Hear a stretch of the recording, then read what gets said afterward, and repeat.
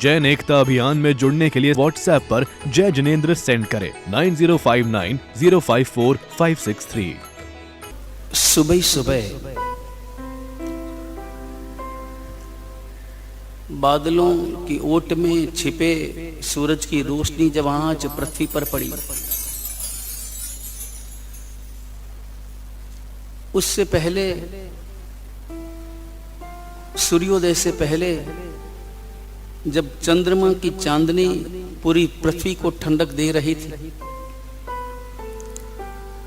ब्रह्म मुहूर्त में सुबह सुबह जब आंखें खुली, जब बह रही थी थोड़ी थोड़ी ठंडी हवा, वातावरण एकदम शांत प्रशांत,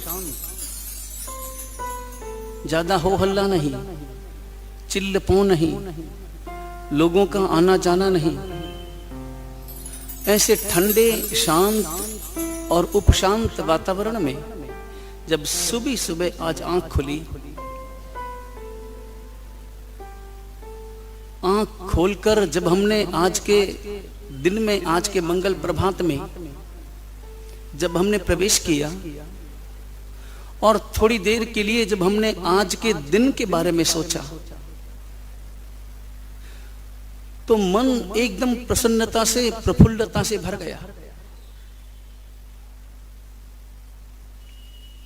ऐसा लगा जैसे आज जीवन में एक स्वर्णिम सूर्योदय हुआ है। हमने एक नए कल्याणकारी, आह्लादकारी, परिवर्तनकारी ऐसे अनूठे पलों में हमने आज प्रवेश किया है।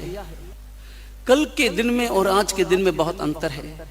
भले लगता हो कि सूरज वही है, बादल वही है, भूमि वही है, धरती वही है, गांव वही है, शहर वही है और मैं भी वही हूं, लोग भी वही है।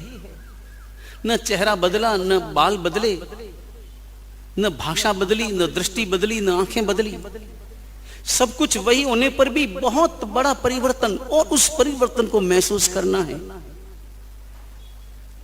और वो महसूस केवल आज के लिए ही नहीं करना है, बल्कि आज के साथ साथ आने वाले दिनों के लिए भी महसूस करना है।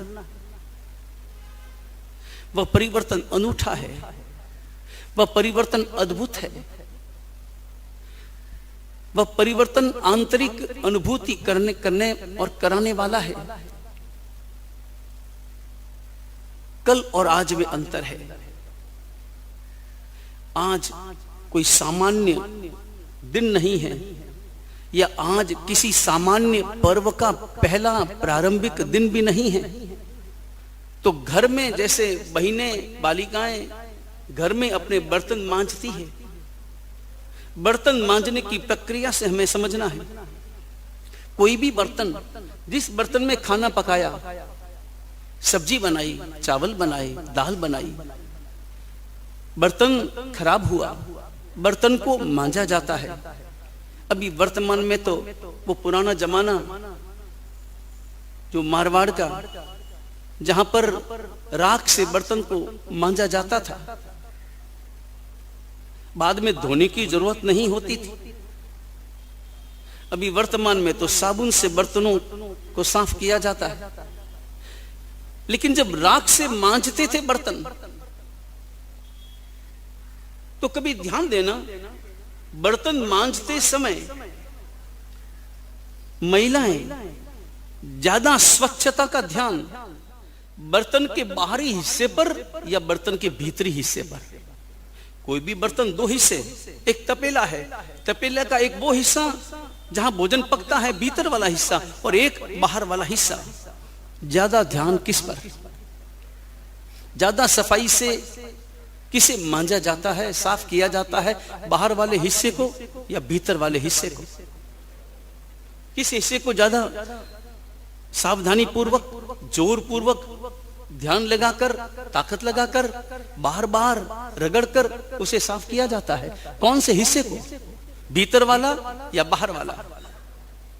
कौन से हिस्से को? भीतर वाले हिस्से को ही साफ किया जाता है। बाहर वाले हिस्से की ज्यादा चिंता नहीं है।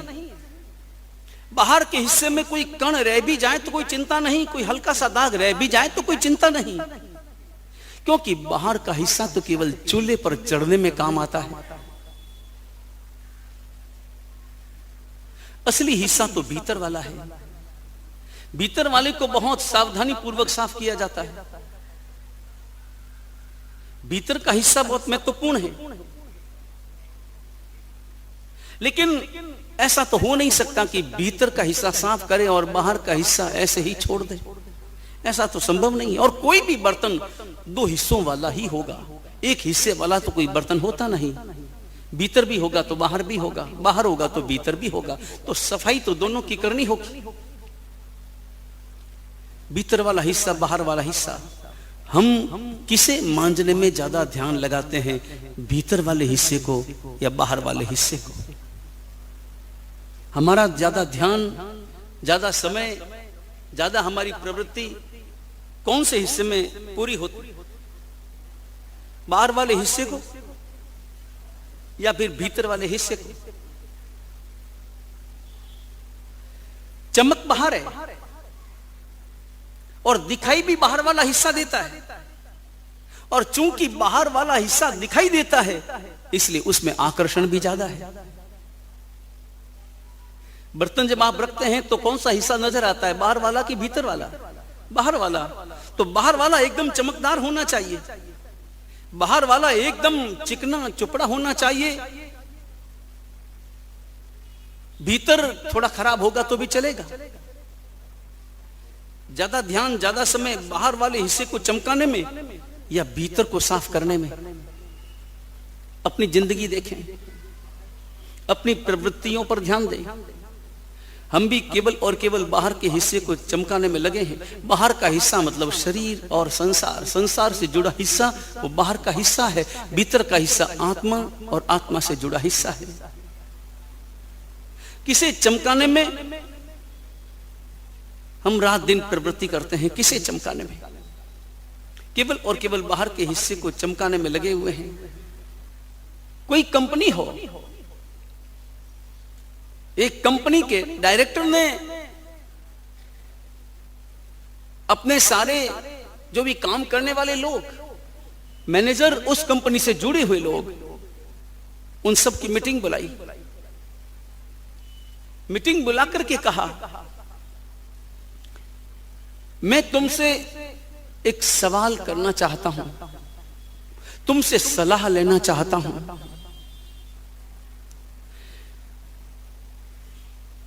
सामने वाले बोर्ड पर या अपने पास में लेकर एक पन्ना, हाथ में लेकर पेन, वो सारे कारण लिखो अपनी जो कंपनी है, अपनी कंपनी, जिस कंपनी का टर्नओवर पर ईयर 50 करोड़ का है, प्रॉफिट भी है, केवल टर्नओवर ही नहीं है, प्रॉफिट भी साथ में है। लेकिन एक विचार मेरे मन में आया है कि हम क्या ऐसी प्रवृत्ति करें जिससे हमारी कंपनी डूब जाए। लोग बड़े चकराए। ये तो उल्टा सवाल हुआ, ये तो गलत सवाल हुआ। कंपनी और ज्यादा प्रॉफिट कैसे करे, 50 करोड़ से 100 करोड़ कैसे पहुंचे, ये सवाल पूछते तो समझ में भी आता। लेकिन उसने कहा कि मैं तुम्हें एक सवाल पूछ रहा हूं और तुम्हें जवाब देना है, और बहुत सोच समझकर जवाब देना है कि क्या करें कि अपनी कंपनी डूब जाए। और जवाब लिखने प्रारंभ किए। डुबाना हो तो आसान ही है ना, प्रॉफिट पे ऊंचा ले जाना ज्यादा मुश्किल या उसे नीचे गिरा देना ज्यादा मुश्किल? आसान क्या है और मुश्किल क्या है? कंपनी को ऊंचा ले जाना मुश्किल ही होता है। लिखा कि ऐसा करो डूब जाएगी, ऐसा करो डूब जाएगी, ऐसा करो डूब जाएगी। और सारे पन्ने उस व्यक्ति ने अपने पास में रखे और रखने के बाद में कहा कि अब सभी हाथ जोड़ लो, मैं तुम्हें एक संकल्प देता हूं। लोगों ने देखा कि अब पहले तो हमसे ये सलाह मांगी कि कंपनी कैसे डूबे, और पल भर को तो लगा कि ये व्यक्ति अपनी कंपनी को डुबोना चाहता है या समाप्त करना चाहता है, उठाना चाहता है। लेकिन तभी उसने कहा कि अब मैं तुम्हें कहना चाहता हूं कि सभी संकल्प कर लो, हाथ जोड़ लो, और हाथ जोड़कर मन में संकल्प करो कि ये जो जो सुझाव आए हैं वो काम अपने जीवन में कभी नहीं करोगे। कंपनी डूबेगी या कंपनी ऊंची उठेगी। कंपनी को ऊंचा उठाने का काम करना ज्यादा महत्वपूर्ण या कंपनी को डूबने से बचाना, वो काम करना ज्यादा महत्वपूर्ण? ज्यादा महत्वपूर्ण क्या है? थोड़ा अंतर है ना। ज्यादा सावधान आप किस में होते हैं? आचार्य हरिभद्र सूरी महाराज ने आवश्यक निरुक्ति नाम के ग्रंथ में हरिभद्र सूरी महाराज लिखते हैं,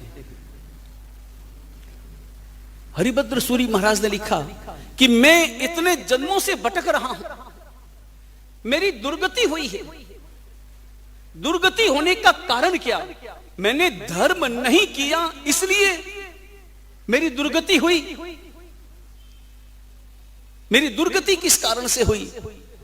क्या मेरी दुर्गति इस कारण हुई कि मैंने धर्म नहीं किया, या इस कारण दुर्गति हुई कि मैंने अधर्म किया? दोनों में अंतर है ना। दोनों में अंतर है। मैंने धर्म प्रवृत्ति नहीं की इस कारण, या मैंने पाप निवृत्ति नहीं की इस कारण। दो शब्द, धर्म प्रवृत्ति और पाप निवृत्ति। धर्म करना, पाप छोड़ना। दुर्गति का कारण क्या? धर्म प्रवृत्ति नहीं कर पाया इसलिए, या पाप छोड़ नहीं पाया इसलिए? हरिभद्र सूरी महाराज कहते हैं, मेरी दुर्गति या किसी भी जीव की दुर्गति इस कारण नहीं हुई कि उसने धर्म नहीं किया, बल्कि दुर्गति इस कारण की कि उसने पाप का त्याग नहीं किया। ચોમાસું આવ્યું છે, मन મૂકીને धर्म करजो। ऐसा नहीं, अब इसमें एक और लाइन पहले जोड़नी है। ચોમાસું આવ્યું છે, मन મૂકી में पाप छोड़जो। वैसे भी चातुर्मास का काल विराधना और विकारों का काल है। विराधना और विकार, चातुर्मास का काल थोड़ा सा अंतर है, 8 महीने में और 4 महीने में। चातुर्मास में बारिश होती है। चेन्नई का वातावरण थोड़ा अलग है, क्योंकि यहां तो वैसे भी बारिश नवंबर दिसंबर में। लेकिन अमूमन जनरल चातुर्मास का अर्थ यही है, वर्षावास, बरसात होती है। विराधना विराधना विराधना, बरसात के कारण से जीवों की उत्पत्ति, हरियाली, पूरा मौसम में मालूम कितने कीड़े मकोड़े। और इसलिए तो साधु संत एक स्थान पर चातुर्मास करते हैं। परमात्मा महावीर ने चातुर्मास की जो व्यवस्था दी, उसके पीछे कारण एक ही था। ऐसा नहीं कि साधु संत विहार करते करते थक जाते हैं, इस कारण चातुर्मास 4 महीने एक स्थान पर रहे। विश्राम के लिए 4 महीने नहीं है, विराधना से बचने के लिए 4 महीने हैं।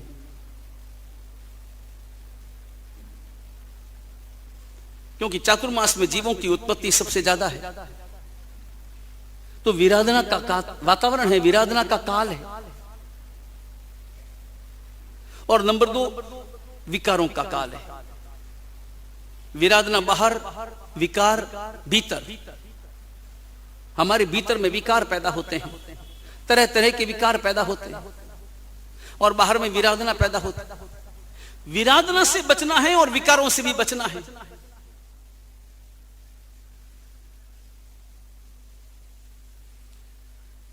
विराधना से बचना है, पापों से बचना है। पाप निवृत्ति हमारे अंतर में आनी चाहिए। सबसे पहले विराधना नहीं करना या आराधना करना, इन दोनों में पहला स्टेप कौन सा है?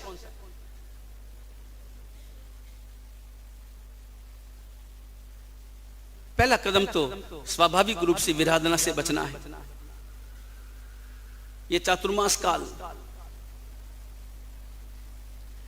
ये चातुर्मास काल पापों से बचने के लिए है, पाप निवृत्ति के लिए है, और पाप निवृत्ति करते हुए धर्म प्रवृत्ति करना है।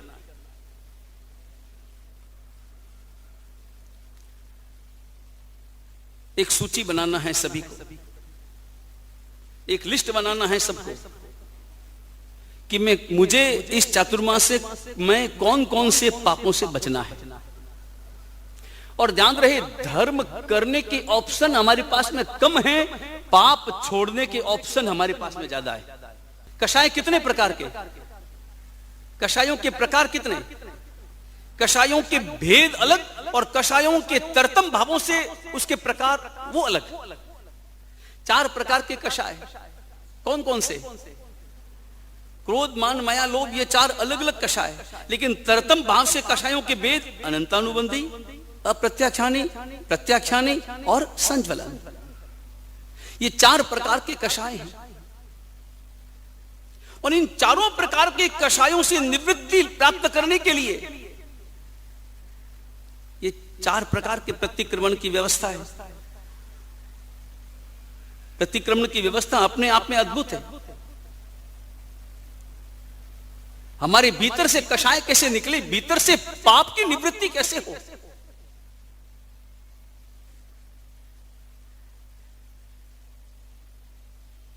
अनंतानुबंधी कषाय, अप्रत्याख्यानी, प्रत्याख्यानी और संज्वलन, इनकी व्याख्या बड़ी सरल है। जैन एकता अभियान में जुड़ने के लिए व्हाट्सएप पर जय जिनेंद्र सेंड करें 9059 054 563।